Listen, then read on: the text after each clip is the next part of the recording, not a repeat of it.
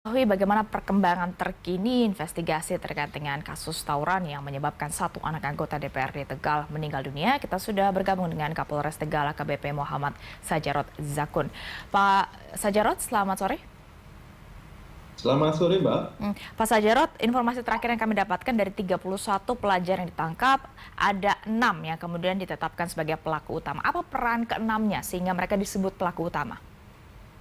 Iya, jadi dapat kami sampaikan di sini, yang mana pada hari Kamis kemarin, tanggal 9 Maret 2023, telah terjadi tawuran antar pelajar yang mengakibatkan salah seorang putra dari anggota Dewan DPRD Kabupaten Tegal meninggal dunia karena luka dari senjata tajam. Sehingga hal ini kami telah mengamankan beberapa pelajar yang terlibat tawuran dan kami melakukan pendalaman penyelidikan di sana dan didapati keenamnya melakukan perbuatan tersebut ya dengan menggunakan sajam yang sebanyak 5 buah ya.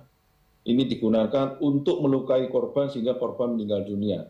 Hal inilah yang kami patut juga terhadap para tersangka untuk kita tetapkan sebagai tersangka dan kita lakukan penahanan sampai dengan saat ini. Demikian, Mbak. Berarti Pak Sajarot, dari 31 pelajar yang ditangkap ini hanya 6 pelaku yang menganiaya atau secara bersama-sama mengeroyok sehingga korban meninggal dunia. Betul, Mbak. Jadi korban pada saat kejadian itu tidak sempat kabur ya dan lari ke semak-semak sehingga mengakibatkan korban terjatuh. Di sanalah keenam tersangka ini melakukan aksinya dengan menggunakan senjata tajam yang dipegangnya. Dan yang lainnya kami juga dapati membawa senjata tajam namun tidak digunakan untuk melukai daripada korban. Sehingga untuk pelajar yang lain kami juga tetapkan sebagai tersangka dengan pasal atau yang kami terapkan adalah Undang-Undang Darurat kedapatan bawa senjata tajam, Mbak. Demikian, Mbak. Oke.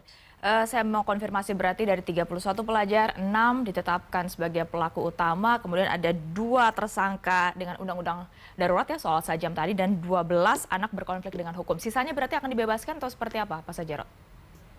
Kami lakukan pembinaan, Mbak. Kita lakukan pembinaan, kami sampaikan kepada kedua orang tua dan juga kepada pihak sekolah untuk juga bertanggung jawab dalam hal ini agar tidak terjadi tawuran pelajar di kemudian hari. Demikian, Mbak. Ada 14 berarti yang terjerat undang-undang darurat soal senjata tajam. 12-nya bahkan masih anak-anak. Dari mana anak-anak ini bisa mendapatkan senjata tajam dengan berbagai jenis ini, Pak?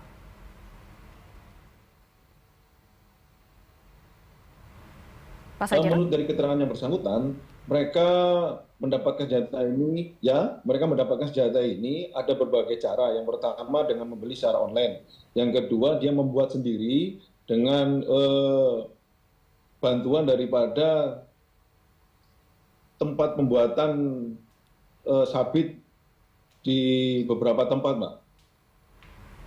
Oke, berarti itu punya mereka Iya, mereka miliki sendiri itu, Mbak. tanpa diketahui oleh orang tua mereka?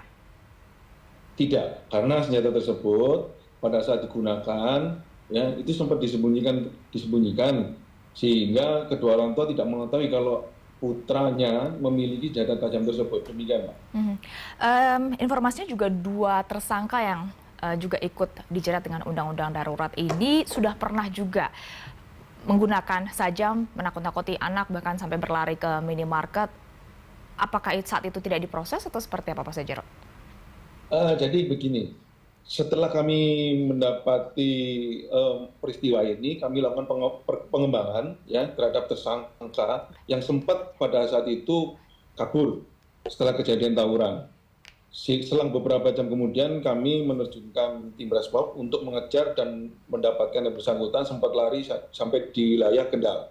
Di sana kami melakukan pengembangan, ternyata pelaku juga mengakui aksinya, melakukan perbuatan aksinya di minimarket yang kejadian beberapa waktu yang lalu, sehingga mengakibatkan korban kehilangan HP karena sempat ditakuti, Oke. HP-nya jatuh, ya. Akhirnya lari ke Korban minimarket. lari ke minimarket. Ini sempat viral di sosial media beberapa Betul. waktu yang lalu. Iya, betul. Jadi ini bukan kali pertama, sudah ada juga kejadian seperti tawuran juga di Tegal. Apa langkah dari Polres Tegal untuk mencegah kembali terjadinya kekerasan terutama di kalangan pelajar? Iya, langkah-langkah dari pihak kepolisian, khususnya Polres Tegal, kami sudah melakukan beberapa langkah strategis, antara lain dari kegiatan preemptif, ya, dengan memberikan sosialisasi himbauan kepada para pelajar untuk tidak melakukan perbuatan, terlebih melaksanakan tawuran, ya. Yang kedua, kita meningkatkan kegiatan patroli di lokasi atau tempat-tempat yang rawan terjadinya tawuran pelajar. Yang ketiga, kita melakukan tindakan tegas terhadap para pelaku yang melakukan tawuran, terlebih membawa senjata tajam dan dapat mengakibatkan korban, ya, sampai dengan luka ataupun meninggal dunia. Dan juga kita berkoordinasi dengan stakeholder terkait, dalam hal ini dari Dinas Pendidikan, pemerintahan daerah Kabupaten Tegal, untuk memberikan sanksi tegas kepada para pelajar ini secara administrasi di tiap-tiap sekolah yang terlibat tawuran pelajar. Demikian, Mbak. Baik, terima kasih AKBP Muhammad Sajarot Zakun, Kapolres Tegal telah bergabung bersama Berita 1 sore.